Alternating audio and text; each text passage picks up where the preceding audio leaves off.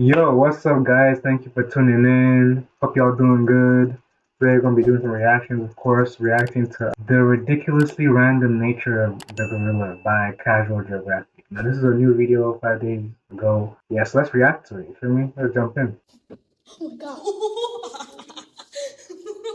The greatest trick Hollywood ever pulled was convincing the world that gorillas were something to be scared of. Whole time it's an ADHD Uber ape built like a practical joke. The gorillini is the opposite of a sleeper build. They look like a flash pass to being full-time horizontal, when really gorillas are unintentionally the most unserious animals on the planet. Almost every character trait that made them feared back in the day actually makes them adorably ridiculous when you have context. Like you've seen this picture, a gorilla beating its chest and maybe you next has to be one of the most intimidating sights in nature.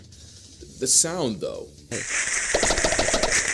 That was not edited. Whole time this display sounds like an assault on bubble wrap. King Kong had you misunderstood. Only in a movie would you see this and hear the god of thunder. It's more like someone weaponizing bubble tea in a straw. Put on a blindfold and it's not threatening anybody but Bubble Buddy, because it sounds like his family flatlined by firing squad. It's fitting. It was widely believed that the peg pounding was considered an act of war, but newer research says that it might help gorillas avoid conflict altogether. In a study done by Edward Wright of the Max Planck Institute for Evolutionary Anthropology in Germany, it was found that the biggest, most brolic mountain gorillas actually produce the sounds with the lowest frequency. Something about larger air sacs near the larynx, but it's considered an honest signal of competitive ability, and between two prime apes, the one with the higher frequency flesh tap might just tap out of a fight before it happens. So the chest beating actually allows smaller gorillas to avoid a fight they'd almost certainly lose, and lets gorillas choose the best option, since bigger males tend to be the first choice for intercourse. That's gonna be painfully ironic in a minute, but we'll get to that bridge. The other thing that apparently terrified early explorers into introverts was their jaw work. Gorillas have top 5 most inappropriate dental work for their profession,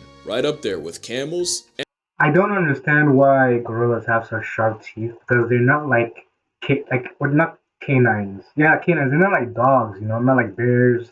They're not like felines, like the cats and lions and tigers and all that. Why do they have such sharp teeth? They're like primates like us. They don't need to do none of that. They eat vegetables. They only eat vegetables. They will like rare like I think 95% of their diet is vegetables and fruit. So they don't need teeth like that. You know what I mean? Like, it's so weird. Why are they built like that? the gelada monkey. It's almost divine intervention that a lawnmower with limbs Bro, what the hell all was work. that? Gorillas have top 5 What? Wait, yo. most inappropriate dental work for their profession, right up there with camels and the gelada monkey. What is that? It's Oh, almost divine intervention that a lawnmower with limbs has a stronger bite force than lions, hyenas, and even a grizzly bear. see, I don't understand. Why are they built like that? It doesn't make any sense. They don't attack anything. It doesn't make any sense, man. And if you watch gorilla ASMR, you can literally see the muscles attached to the sagittal crest. That crest is why the gorilla has a built-in mohawk. Lucky for literally everybody, gorillas only use those vice grip jaws to crush about A gorilla screaming or doing ASMR would be the funniest thing. I swear to God. 40 pounds of food a day. And you'll never be more grateful for their grocery list until you watch one peel a tree like a banana. All that food would mean nothing if they didn't also have a host of gut bacteria to help break it all down. But because all that bacterial work also produces gas, gorillas are almost in a perpetual state of flatulence. A troop of IBS apes break more wind than a bloated beached whale. And it's so constant that researchers occasionally track traveling families through their southbound symphony. Scientists even used a gorilla-coded camera to gain insight into the secret society of this steroid simian. And what they found was that a well-fed family could blow a hole through the ozone layer. And out both ends. According to late gorilla expert Diane Fossey, gorillas burp as an act of goodwill and contentment. And in some cultures, letting it out the attic is considered a compliment, but they might as well have gotten it from a knuckle-walking cow ape. On a less audibly offensive note, gorillas have also been recorded singing while they eat. Researchers refer to it as a chorus of appreciation. It's pretty cool, check it out.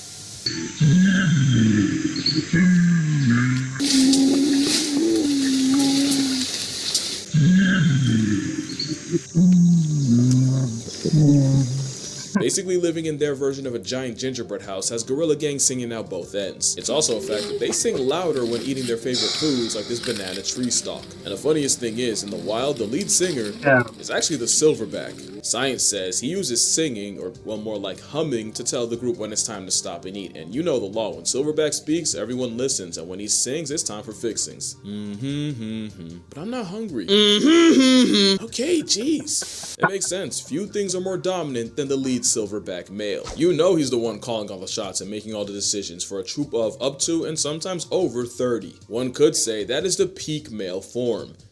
And you remember that painfully ironic thing I promised? Well, it's about that time, but before you judge me, I'm just gonna remind you that this is strictly educational. But I would feel weird if I didn't say this, so if you're a child, an adult with a child, or an adult who thinks they're a child, skip to this timestamp right here. Or don't, I can't stop you, but don't let your parents blame me if you don't. Here's an ad while you consider the cost of curiosity.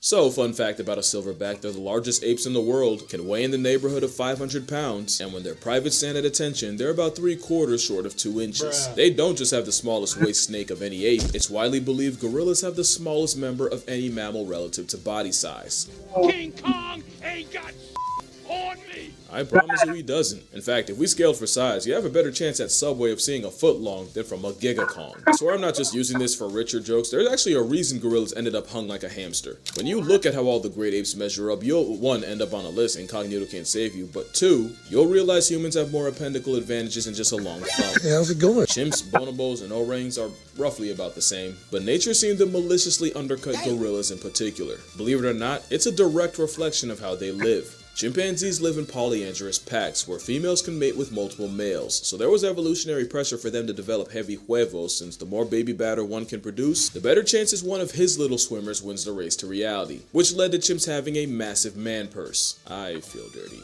With humans, it's believed that earlier variants may have selected for the more groinally gifted, especially with humans being more bipedal. It'd probably be more of a factor. Eventually that led to humans having more to flex under the waistband than just 9mm. But with gorillas, it's different. They often live in harems where all the females in a group practice their multiplication tables with the one silverback, which means they didn't have the selective pressure of dealing with other males like chimps, or even the pressure of females having a choice like humans. Also, another theory is that a larger Nixon might have helped shovel out rival Nectar. Again, something a back of silver does.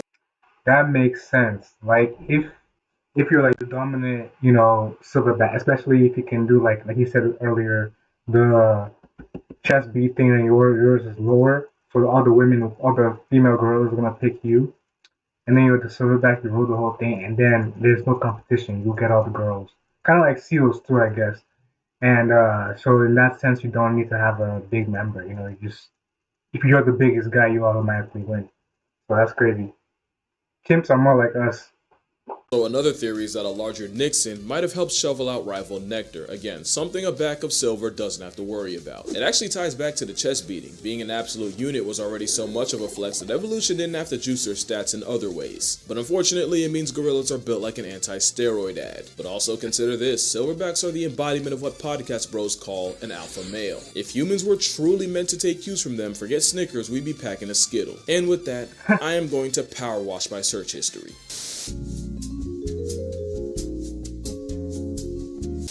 Also, silverbacks aren't the aggressive jocks that movies made them out to be. Turns out, they're a lot more involved in raising children than we thought. Research actually shows that if a gorilla were to lose its mother, as long as it still isn't living off her milk, they'd still have an equal shot at surviving. It's cause silverbacks don't give child support, they are the child support. It's even been proven that gorillas are more attracted to the sensitive, child-nurturing males, and not really the aggressive bully types. Which is probably why they put up with so much disrespect, and why the father instinct might not just apply to gorillas. You might remember in 1986, a child fell into a gorilla enclosure, crazy how often that happens, and 400-pound Yumbo went over and tried to comfort the unconscious boy. Even when the boy came to and understandably panicked, instead of wilding out at the sudden disturbance, Yumbo calmly guided the other gorillas to a corner of the enclosure while first responders rescued the boy. Ironically, this was during a time That is so nice. Like this is what I'm talking about. Like so many animals be misunderstood, y'all. Like that is so nice. It's crazy that they can do that.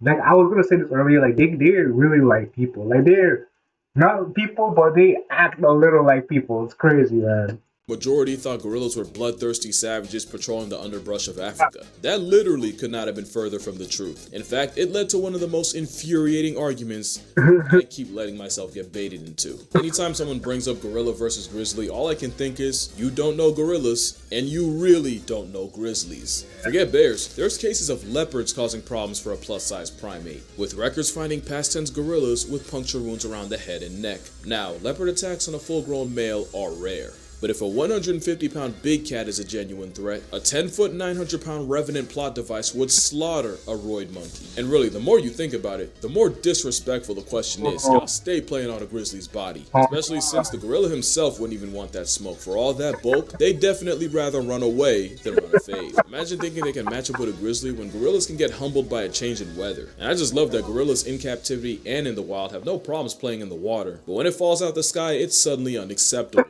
Also, I don't know if you've seen that corgi that gave its owner a heart attack, until she realized the only victim was a jar of jam. Turns out gorillas might have done the same to early explorers. One could only imagine seeing the blood-soaked fangs of this behemoth up close, only to realize gorilla grills come from the tannins in their diet, and for reference, tannins are the same ingredient that makes coffee bitter. And I think that's just gorillas in a nutshell. They look like they could do an absolute number on the human population, but I could not find one verified case of a gorilla murking a person. Attempts may have been made, but if you watch this video, you know she basically begged for it. Plus, it's captivity. In the wild, you actively have to try to get gorilla gloves put on you. They genuinely give you every possible warning before they do. And even if you ignore the chest beat, the flashing teeth, and all the other signs a gorilla might give you, usually the most they'll ever do is bluff charge. Now, let me not be ridiculous. A gorilla could absolutely turn you into a human jigsaw puzzle. And for all I'm talking, a bluff charge from a gorilla would have my soul pumping.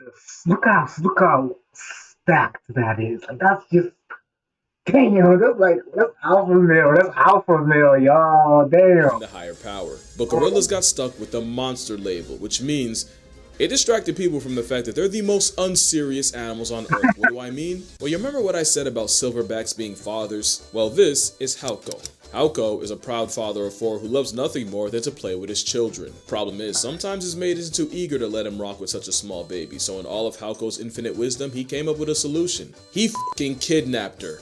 Repeatedly.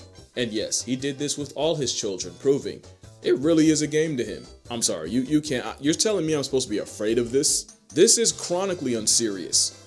But not unsurprising, gorillas have a genuine sense of humor. Had Mary and Cooper have known, King Kong might have had a different storyline. Like Exhibit B, watch enough gorilla videos and you'll notice they have an interesting habit of grenading. As in, they'll throw something and immediately run away like Skeletor. Now you could argue it's a territorial, non-verbal way to tell humans to F off, but that goes against my narrative, so I'm gonna disregard it. Also, they've done it so many times exactly like this, it's like, how am I not supposed to see this as a prank?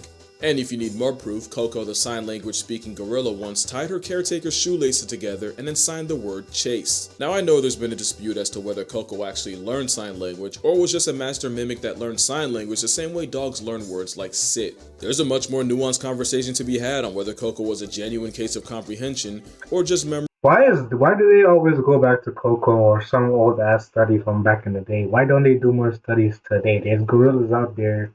Go get a gorilla, man. What the hell? Memorization and regurgitation.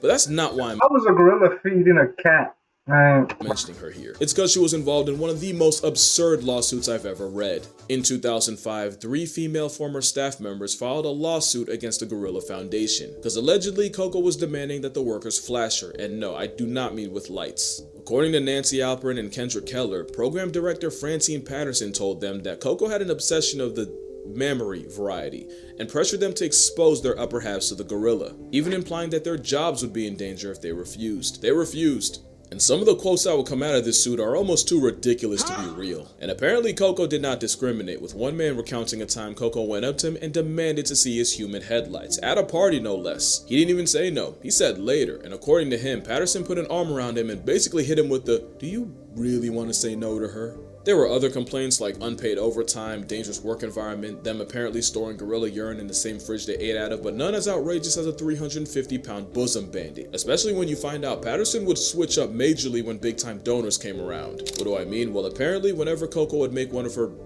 requests in front of a possible benefactor, Patterson would just say, "Oh, you know, nipple sounds like people," so what she's really saying is she wants to see more people. Yeah, they should have read the verdict right there, because who even lies like that? I don't think that's how sign language works. The case was settled at, of course, so I guess we'll never know, but to be fair, how would multiple people lie about something like that? It means gorillas are the only animals to be formally accused of harassment of the sensually explicit kind.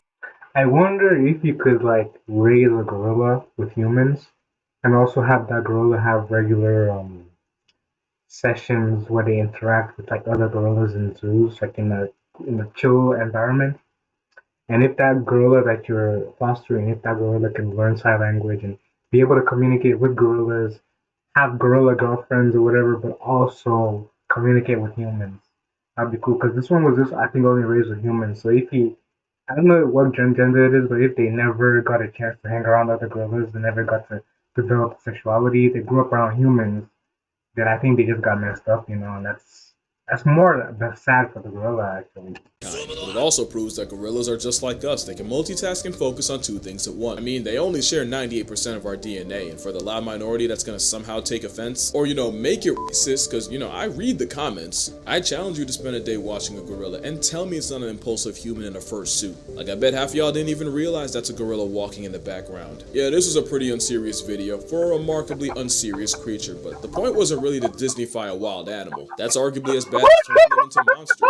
There is so much more to gorillas than a fate with Godzilla and the US Army, and I kind of wanted to show that. Especially when you realize gorillas have been getting slaughtered for as long as we've known about them. For bushmeat, for trophies, bites, and sometimes just for the sport, so us calling them dangerous is kind of wild.